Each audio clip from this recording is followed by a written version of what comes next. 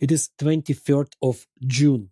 In this war, you can study the history of military equipment and weapons from the beginning of the 20th century to the present day. For example, my rifle, an ordinary Kalashnikov, was made back in Soviet times in 1990.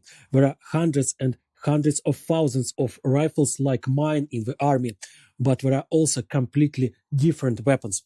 I worked with a special unit who had state-of-the-art rifles from the United States with thermal imaging cameras and other technical bells and whistles. Our main car is an old but reliable Japanese-made SUV. When I say old, I'm not kidding. It is a few years older than my daughter, and she, let me remind you, is already 18.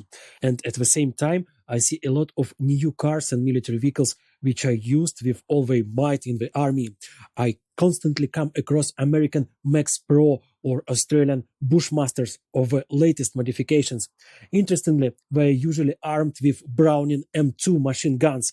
These large caliber pieces were developed back in 1918. They were used in the Second World War, in Vietnam, in Iraq, and now here in Ukraine. I saw with my own eyes the stamp of one of these machine guns. It was made in 1967, just at the height of the Vietnam War.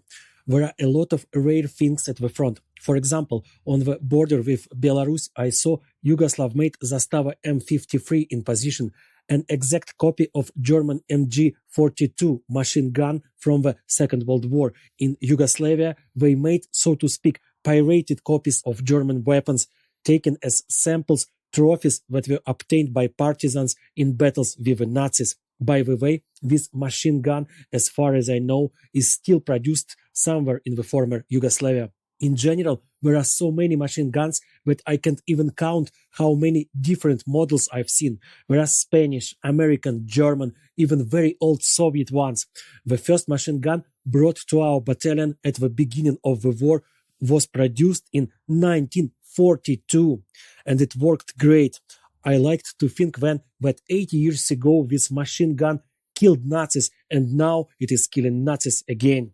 I would like to emphasize that this machine gun is not the oldest of those that I had to deal with. Two Maxim machine guns were stored in the warehouse of one of the battalions.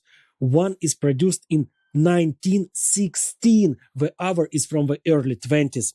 I don't know if these machine guns were used in battle, but they were in perfect condition and looked like new.